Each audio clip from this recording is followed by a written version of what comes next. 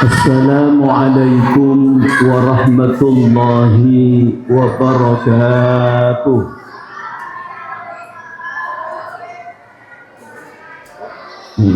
Jangan-jangan belum buka lemas benar. Assalamualaikum warahmatullahi wabarakatuh.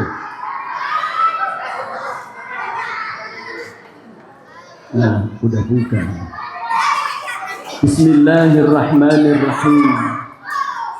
Alhamdulillahilladzi attabana bil Qur'anil Karim wa hadzaba akhlaqana bi sunnati sahibil khuluqil 'azim wa da'ana ila makarimil akhlaqi bil mau'izatil hasanati wal uslubil hakim.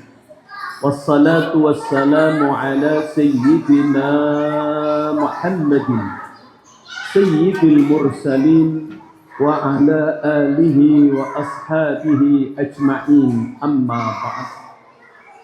Segenap pengurus Masjid Al-Hikmah yang saya hormati, Bapak Ibu kaum muslimin wal muslimat, as-saimin was-saimat rahimakumullah.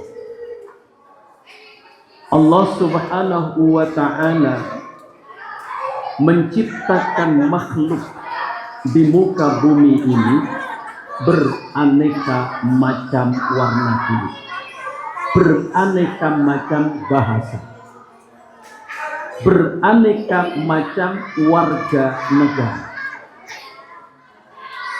Kita menyaksikan ciptaan Allah yang namanya manusia ini begitu luar biasa, indah luar biasa. Semua manusia yang diciptakan oleh Allah Subhanahu wa ta'ala ini, mereka ada pada genggaman Allah semua. Namun Allah Subhanahu wa ta'ala berikan modal kepada manusia warna kulit apa saja. Satu, diberikan penglihatan. Dua, pendengaran. Tiga, akal. Ini adalah umumnya umat manusia. Maka ketika manusia dilahirkan ke muka bumi ini, semua manusia dalam keadaan fitrah Islam, dalam keadaan mengimani Allah sebagai penciptanya. Dari mana kita tahu, Bapak Ibu? Kalau semua manusia yang lahir ke muka bumi ini dalam keadaan fitratul Islam, mengenal penciptanya yaitu Allah, seperti apa yang Allah firmankan dalam Al-Quranul Karim.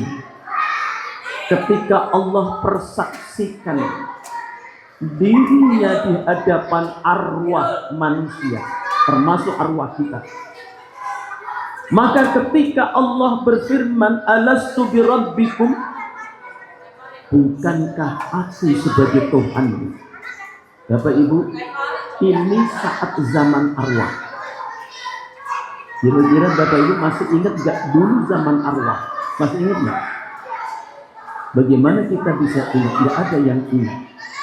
Tapi Bapak Ibu, sebelum kita kumpul di angkatan laut, di Masjid Al-Hikmah ini, dulu kita sudah pernah ketemu. Kapan? Di zaman arwah.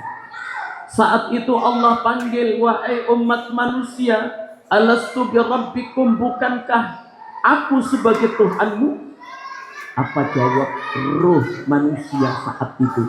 Mereka kompak menjawab, qalu bala syahidna. Qalu, arwah-arwah kita Pak menjawab dengan tegas, ya, dengan benar, dengan gamblang, bala syahidna. Betul ya Allah, kami bersaksi bahwa Engkau adalah Tuhan kami. Masya Allah. Itulah sebabnya para jamaah rahimakumullah, Allah Subhanahu wa ta'ala utus para rasul, para nabi, diutus di muka bumi ini inti ajarannya sama, yaitu mengesahkan Allah. Itulah tema yang diberikan panitia untuk saya sampaikan malam ini. Mengesahkan Allah, inti ajaran syariat para nabi dan rasul. Para jamaah rahimakumullah. Jadi pada hakikatnya semua manusia ini saat arwah, Pak, mereka itu semua beriman kepada Allah, meyakini bahwa Allah sebagai Tuhannya. Makanya seperti Nabi sampaikan, kullu mauludin yuladu alal fitrah. Semua bayi lahir ke muka bumi, hatta anaknya orang Nasrani, hatta anaknya orang Yahudi, hatta anaknya orang Hindu, orang Buddha, semuanya lahir dalam keadaan fitratul Islam. Maka kata Nabi, fahadawahu ayyuhawidanihi aw yunassiranihi aw yumajjisanihi. Maka tergantung bapaknya, ibunya. Mau dicetak anak itu jadi Yahudi, Nasrani, Majusi, tergantung orang tuanya. Kalau orang beragama Hindu, pasti anak lahir pengen anaknya jadi agama apa? Jadi agama apa, Pak? Hindu. Kalau orang Nasrani, Pak, bapak Nasrani, ibu Nasrani, bayi lahir, anaknya lahir, pasti kedua orang tuanya pengen anaknya dicetak jadi apa? Nasrani pula. Nggak mungkin, Pak, orang Nasrani begitu anaknya lahir, ya berharap anaknya jadi orang Hindu, tidak mungkin. Orang Islam ketika saat bayi lahir, maka yakin kedua orang tuanya ingin mencetak anaknya jadi orang Islam yang kafah, orang Islam yang berkualitas, orang Islam yang sami'na wa ata'na, orang Islam yang bertakwa kepada Allah Subhanahu wa ta'ala. Betul Bapak Ibu? Makanya begitu bayi lahir, diazani kuping kanan, dikomati kuping kiri. Adzan yang dikumandangkan adalah mengenalkan Allah, mengesahkan Allah, seperti semua ajaran yang dibawa oleh para nabi dan rasul. Allahu Akbar, Allah Akbar, Allah Maha Besar. Asyhadu an la ilaha illallah. Aku bersaksi tidak ada Tuhan kecuali Allah. Nabi Ibrahim alaihi salatu wassalam, beliau diutus Allah dakwah di tengah masyarakat. Saat itu masyarakatnya, Pak, menyembah berhala. Kita pernah dengar yang namanya Raja Namrud. Kenal ibu-ibu Raja Namrud? Nggak kenal. Kira-kira Raja Namrud itu di mana tinggalnya? Yang jelas bukan di Indonesia. Yang jelas juga bukan di komplek AL. Ya. Raja Namrud, raja yang memiliki kekuatan dan kekuasaan, armada tentara, kekayaan yang hebat. Yang mereka sembah bukan Allah, yang mereka sembah patung dan berhala. Maka ketika Nabi Ibrahim diutus oleh Allah, mengajak Raja Namrud, mengajak seluruh masyarakat untuk mengesahkan Allah, la ilaha illallah. Bapak Ibu, kira-kira ngajak orang merubah dari berhala menjadi la ilaha illallah gampang apa sulit? Sulit apa gampang? Sulit.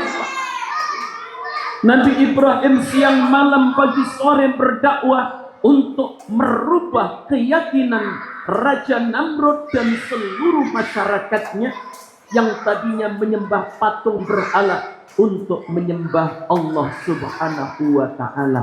Tantangannya tidak ringan. Bahkan akhir perjalanan Nabi Ibrahim alaihissalatu wassalam dakwahnya Nabi Ibrahim salah atau benar? Nabi Ibrahim dibakar. Betul? Nabi Ibrahim dibakar.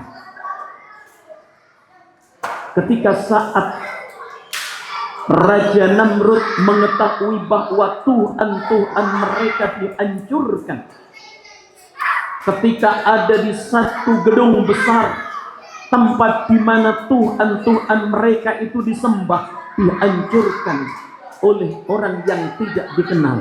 Kemudian tuduhan itu sampai kepada siapa? Nabi Ibrahim. Ini tidak ada yang berani untuk menghancurkan Tuhan kita kecuali siapa? Nabi Ibrahim. Nabi Ibrahim dipanggil, Ibrahim, Anda yang menghancurkan Tuhan kami. Nabi Ibrahim pun akhirnya apa? Beliau ini berdiplomasi dengan diplomasi yang sangat tinggi.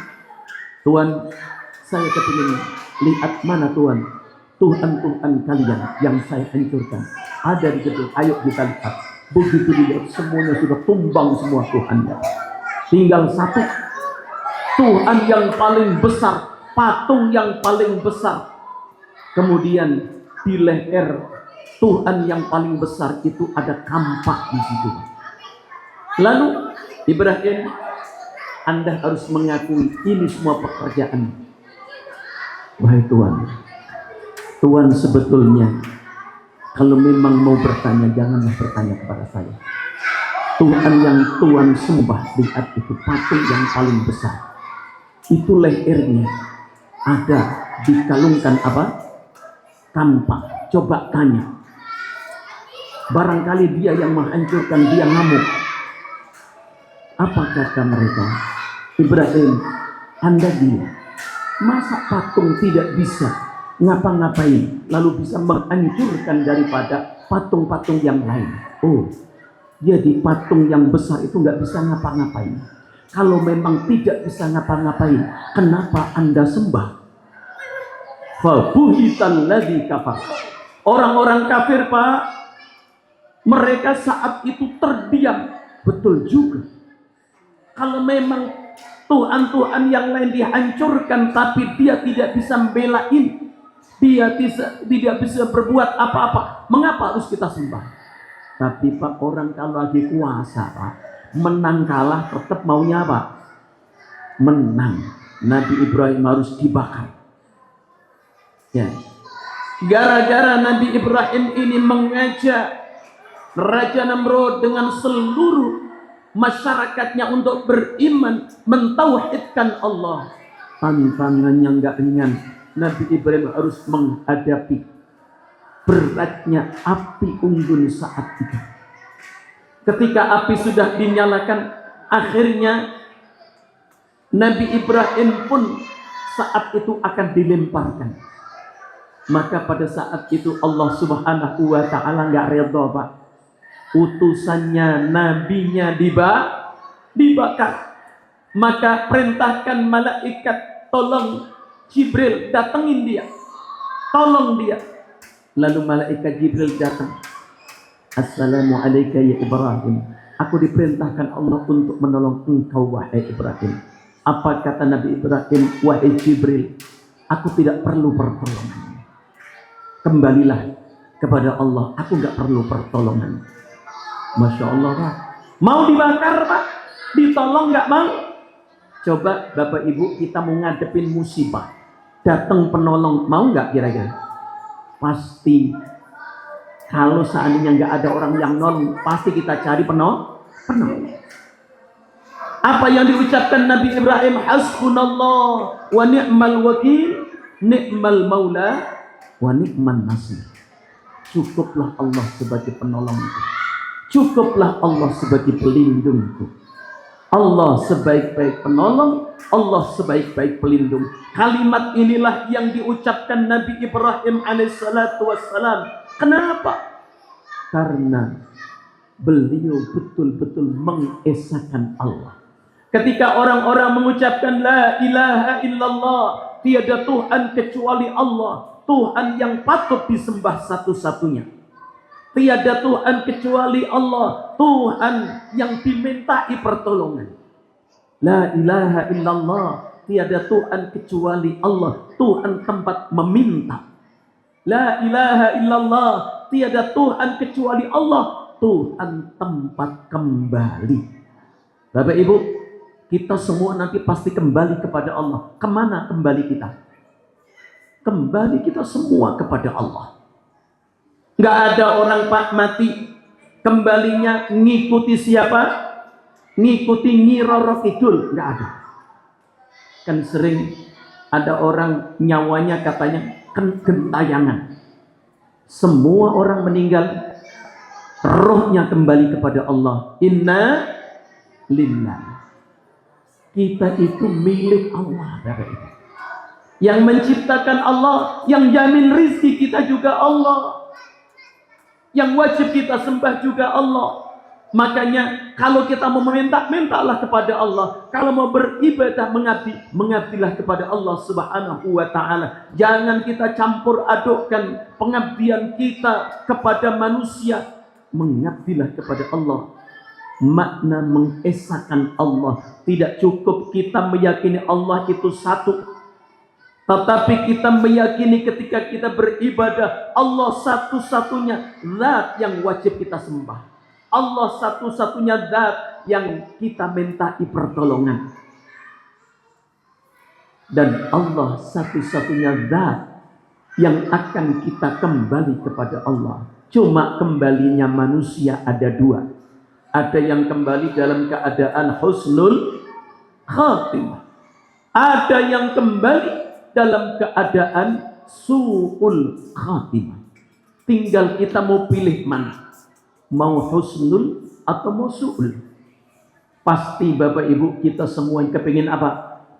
Husnul khatimah. Akhir hayat kita tetap mengesahkan Allah, la ilaha illallah.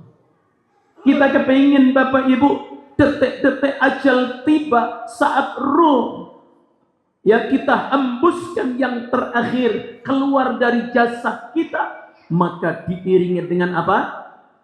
La ilaha illallah. Nabi berikan garansi. Man qala la ilaha illallah fi akhir umri dakhalal jannah.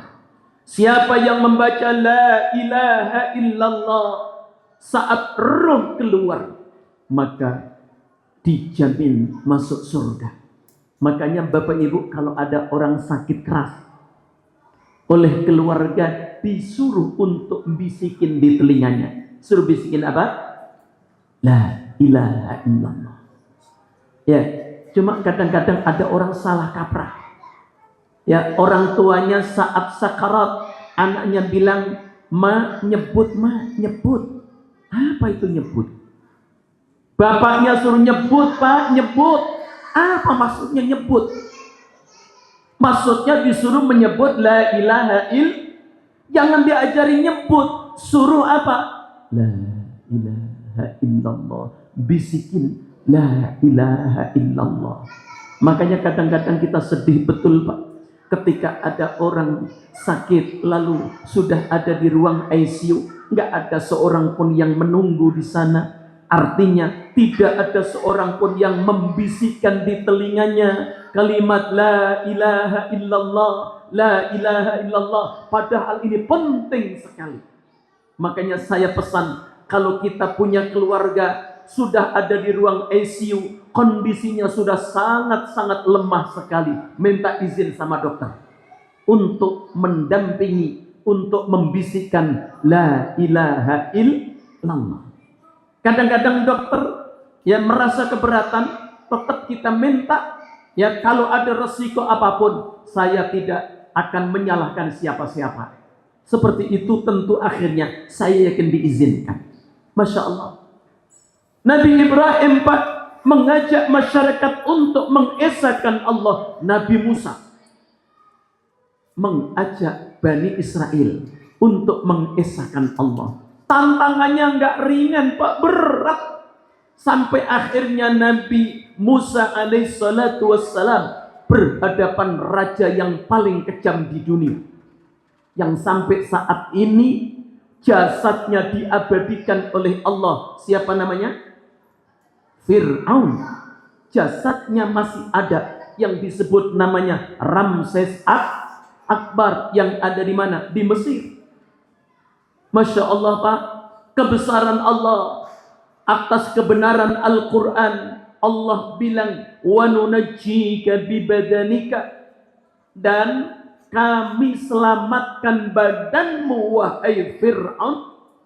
Ya, ternyata ketika tenggelam di Laut Merah, saat itu jumlahnya cukup banyak, lebih dari 3.000 pasukan Fir'aun untuk mengejar Nabi Musa, karena Nabi Musa mengajak tauhid. Menurut riwayat Pak, kenapa disebut Laut Merah? Karena pada saat itu 3.000 orang semuanya muntah darah semua, sehingga laut itu menjadi berubah menjadi merah. Allah selamatkan Nabi Musa alaihissalatu wassalam, tenggelamlah Fir'aun. Tetapi dalam Quran Allah bilang, wa nunajjika fi badanika, kami selamatkan badanmu. Dibawa ombak ke tepi pantai, maka akhirnya Fir'aun yang disebut Ramses Akbar sampai sekarang badannya ada sebagai contoh, sebagai iktibar orang yang pernah mengaku diri sebagai Tuhan. Sosok seperti itu bukan sebagai sosok yang baik.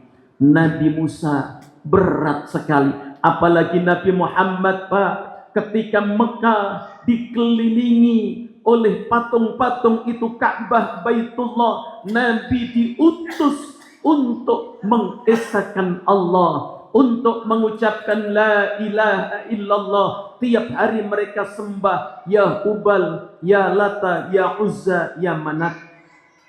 Akhirnya Nabi Muhammad mendapatkan juga tentangan yang sangat berat, tapi akhirnya Allah berikan kesempatan penduduk Mekah beriman satu demi satu. Alhamdulillah, akhirnya sampai ke Indonesia kita beriman, mentauhidkan Allah, la ilaha illallah. Mudah-mudahan Bapak Ibu setiap salat kalimat ini jangan tidak kita baca berulang-ulang, supaya saat kita kembali kepada Allah mudah dan ringan untuk mengucapkan kalimat la ilaha illallah, karena dijamin masuk surga orang yang akhir hayatnya dengan la ilaha illallah. Demikian, lebih kurangnya mohon maaf. Wallahul muwaffiq ila aqwamit thariq. Assalamualaikum warahmatullahi wabarakatuh. Waalaikumsalam warahmatullahi wabarakatuh.